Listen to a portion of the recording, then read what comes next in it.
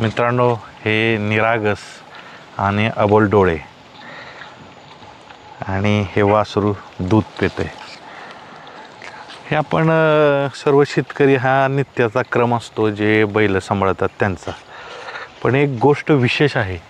विशेष काय आहे तर हे जे वासरू आहे हे असं सोडलेलं आहे रस्त्याला आणि सांभाळ करणारे एक आपण म्हणू की भूतदया असणारं व्यक्तिमत्व आहे. प्राणीमित्र आहेत. नाव काय तुमचं?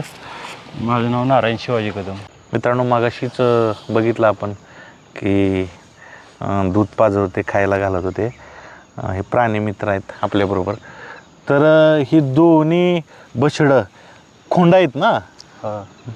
कुठं भेटली तुम्हाला? हे मोठं आता झालंय, हे कुठं भेटलं? हा जो मोठा आहे ना, हा रस्त्याच्या कडेला मित्र गावी चाललेला, तर त्याला तो आढळला. असा गाडीच्या समोर आला, तर त्यानं त्याला उचलला आणि शेतकऱ्याच्या तिथे शेजारी शेड होतं, त्या शेडपाशी शेतात सोडला. त्याला वाटलं त्यांच्या शेडमधून सुटला असेल, पण तो संध्याकाळी माघारी येत असताना पुन्हा तो तिथंच रस्त्यावरती आला. मग त्याच्यानंतर त्यानं मला फोन केला की असं एक पिल्लो आहे, गाडीखाली गावल, तर काय करायचं? तर मी म्हणलं आणूया आपण. मग आम्ही गाडी 4 व्हीलर घेऊन गेलो, रात्री त्याला 9 वाजता रात्री आणलं. मग ते 3 महिने झालं, 2-3 महिने दूध पाजलं त्याला आणि आता चारा खाते. आता दूध बंद आहे त्याचं आणि रतीपाणी ते चारा खाते. ह्याचं वय किती होतं ज्यावेळेस तुम्हाला भेटलं त्यावेळेस? 1 दिवसाचं होतं. 1 दिवसाचं? 1 दिवसाचं म्हणजे की त्याला काहीच समजत नव्हतं. म्हणजे त्याला इतकी भूक लागलेली, ते असं रस्त्याच्या कडेचं लोखंड असतं ना, ते म्हणजे खाण्याचा प्रयत्न करत होता. आणि ते छोटा बच्चा ते ॲक्टिव्ह आहे जसं सांगितलं, निरागस डोळे आहेत. तो बच्चा तो 3-4 दिवसापूर्वी भेटला आम्हाला तिकडे. एका फोन आला असाच मित्राचा. त्यांनी सांगितलं की असं असं आहे नारायण मित्र. त्यानं सांगितलं की असं असं पिल्लू एक आहे, त्याच्या पाठीमाग कुत्री लागल्यात आणि खूप अशक्त पद्धतीत अवस्थेत खूप ह्याच्यामध्ये आहे. मग त्याला आम्ही गाडीतून आणलं आणि त्याला सांभाळतो. म्हणजे ही 3-4 दिवसाचं असलं होतं. पण आता ह्यातल्या दोन वासरामधील खूप एक महत्त्वाची गोष्ट म्हणजे दोन्ही खोंड आहेत आणि विशेष म्हणजे जर्सी गायचे आहेत. जर्सी. पण तुम्हाला हे असं दिसतंय का की जर्सी जी गाय आहेत त्यांना जी खोंड होत्या तीच सोडली जातात? जर्सी गाईची खोंड म्हणजे त्यातून उत्पन्न भविष्यासाठी असं वेगळं नाही ना काय. देशी गाईचं खोंड असेल तर तो इतर कुठल्याही कामासाठी, शेतीच्या कामासाठी, पळण्यासाठी किंवा प्रदर्शनासाठी आणि वळू म्हणून येतो. हे जर्सी गाईंच्या खोंडाला ते मागणी नाही ना तशी. त्याच्यामुळं मग ते शेतकरी बांधवांचं त्यातून आर्थिक नुकसान होतं आणि खर्चिक त्यांना पडतं. आणि ते आधीच शेतकरी बांधवांना दुग्ध व्यवसायामध्ये म्हणजे खूप कसरत मेहनत करूनच ते चालवायला लागतं. असं काही मोठं त्यांना उत्पन्न एवढं नसतं, तरी सुद्धा ते करतात त्यांच्या ताकदीप्रमाणे, त्यांच्या आवडीप्रमाणे. त्यांच्या ताकदीनं करतात. पण मला सगळ्यात वाईट गोष्ट काय वाटते की ह्यांचं वय तुम्ही सांगितलं 1 दिवस 3 दिवस, म्हणजे एवढ्या छोट्याशा बाळाला, एवढ्या खोंडाला असं सोडलं जातं निव्वळ आपल्या स्वार्थासाठी. तर ही कुठंतरी चुकीचं आहे असं वाटत नाही तुम्हाला? आता हे त्याच्या म्हणजे प्रत्येकाच्या विचारावरती निर्भर आहे. आम्ही भावनिक आहे त्याच्या संदर्भात. म्हणजे आमच्या भावना आम्ही दुसऱ्यावरती लादत नाही, तरीसुद्धा त्याचा अधिकार आहे दूध पिण्याचा. म्हणजे की त्याच्या गाईला जे दूध आलेलं आहे ते त्याचा जन्म झाला म्हणून त्याच्या आईला पाना फुटला आहे. म्हणजे मी असं माहिती काढली थोडीशी, मला जास्त ह्यांच्याबद्दल माहीत नाही, देशी वगैरे थोडंसं माहिती. तर ते असं समजलं की 15-20 लिटर एक टायमिंगला ते गाई दूध देतात. तर मी म्हणतो की 2 लिटर तर लागतं त्याला सकाळी आणि संध्याकाळी 2 लिटर लागतं, किंवा 1.5 लिटर तरी पाजा. पण त्याच्या आईपासून त्याला लांब करू नका, जेणेकरून ते चारा खाऊन निर्भर स्वतः होत नाही, स्वनिर्भर होत नाही. तोपर्यंत त्याला असं रस्त्यावरती कुठं सोडू नका, रस्त्याच्या कडेला.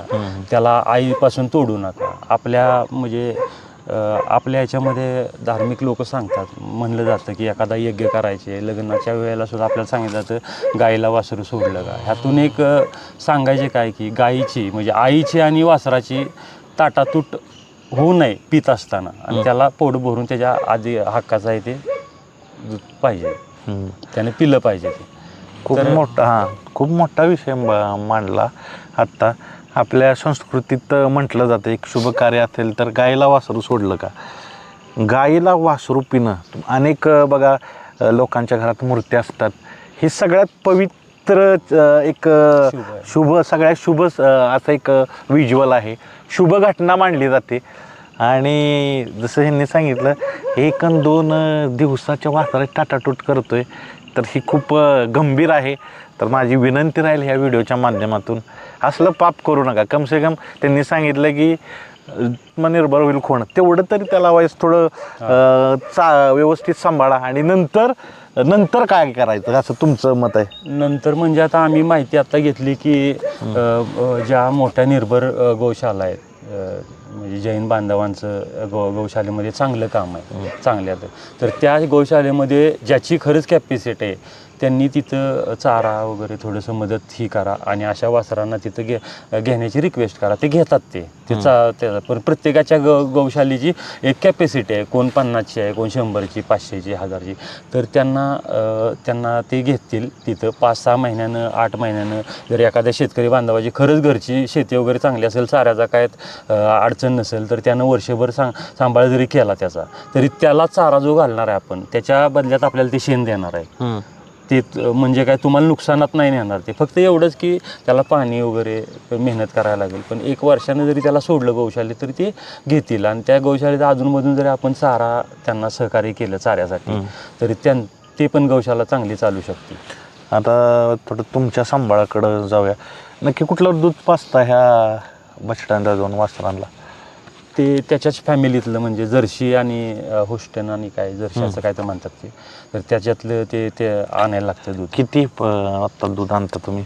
आत्ता सकाळी म्हणजे ह्याला 5 लिटर पाजत होतो पहिल्यांदा, 2.5 लिटर सकाळी, 2.5 लिटर संध्याकाळी.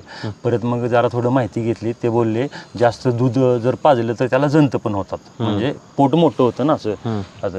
तर मग ते बोलले की सकाळी 2 लिटर संध्याकाळी 2 लिटर. मग आता ह्याला सकाळी 2 लिटर आणि संध्याकाळी 2 लिटर. आणि ह्याला आता दूध बंद झाले त्याचं, आता तो चारा खातो आणि रतीब घेतो. आता त्याला आम्ही आता 1 महिना 2 महिन्यानं अजून गोशाळेत, आता त्यांनी फोन केला गोशाळेवाल्यांनी, अभि चारा खात असेल तर उसको लेके. पण आता कसं होणार, तुम्ही हा एवढा विधायक आणि माणूस की जपणारा एक सांभाळ करता येता एक उपक्रम केला चांगला. मग आता असे म्हणणार की तुम्हीच सांभाळा जर तुम्ही एवढं सांगत असाल तर? हा त्याच्या विचारांचा आणि भावनेचा विषय आहे.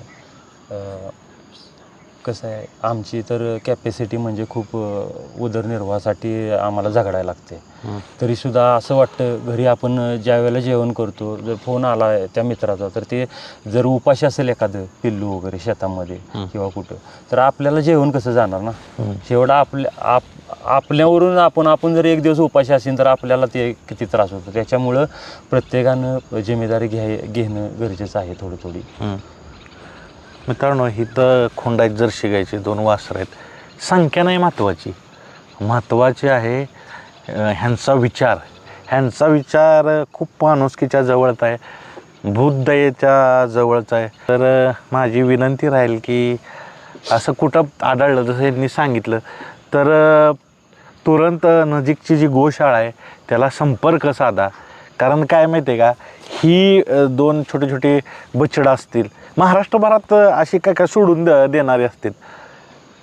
काय होतं, ही बछडी छोटी शिकार बनतात, कधी भटक्या कुत्र्यांचा शिकार बनतात, कधी ॲक्सिडेंट होतो. हे एवढं मोठं पातक पाप नको आपल्या माती.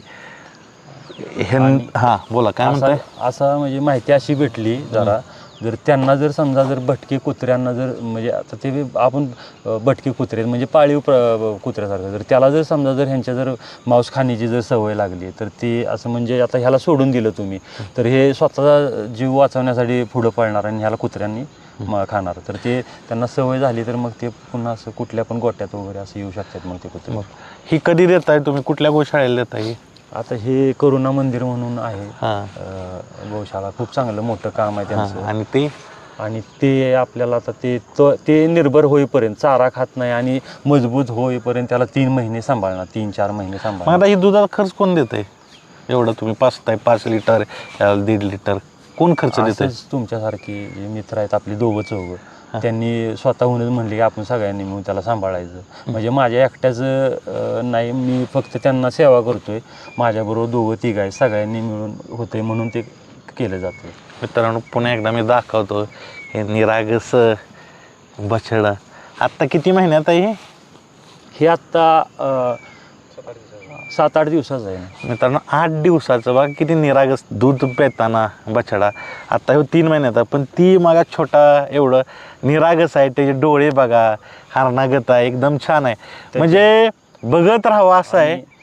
लहानपणी सोडलं तर त्याच्या पायाला जखमा हा, जखमा बी दिसतात. 3 दिवसापूर्वी आणलेलं. आता त्याला आपण हे करतोय, त्याला ट्रीटमेंट चालू आहे त्याची.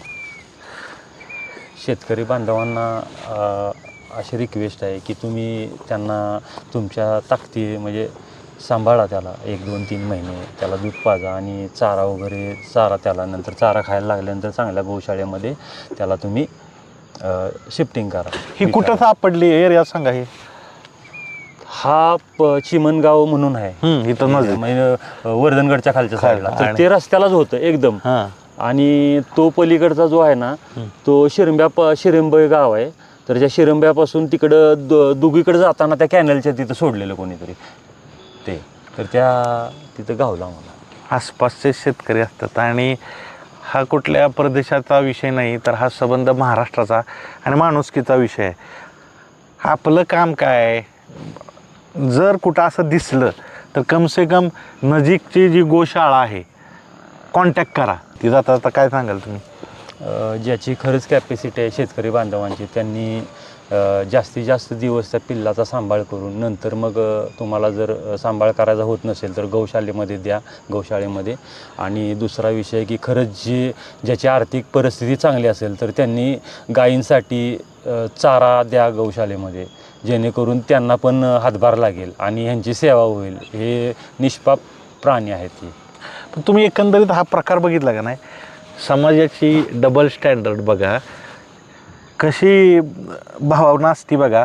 एकीकडं जर्सी गायला जर खूण झाला तो नको आहे आपल्याला, पण आपल्याला मुलगा झाला तो चालतोय. आणि एकीकडं बघितलं तर म्हैशीला जर रेडा झाला तोही नको आहे. म्हणजे काय डबल स्टँडर्ड आहेत.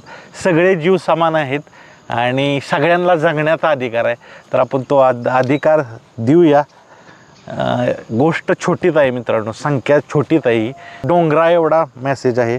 तर तुम्ही हे चांगलं काम करताय, त्या निमित्तानं मी यांची मुलाखत घ्यायला आलो होतो. एक चांगलं काम करणाऱ्या व्यक्तीला आपण समाजासमोर आणलं पाहिजे आणि आपण सगळ्यांनी फुल नाही फुलाची पाकळी म्हणून त्यांना मदत केली पाहिजे. जिथंही आसपास अशा काही घटना घडत असतील तिथं जावा आणि मदत करा. ह्यापेक्षा आनंद नाही. धन्यवाद.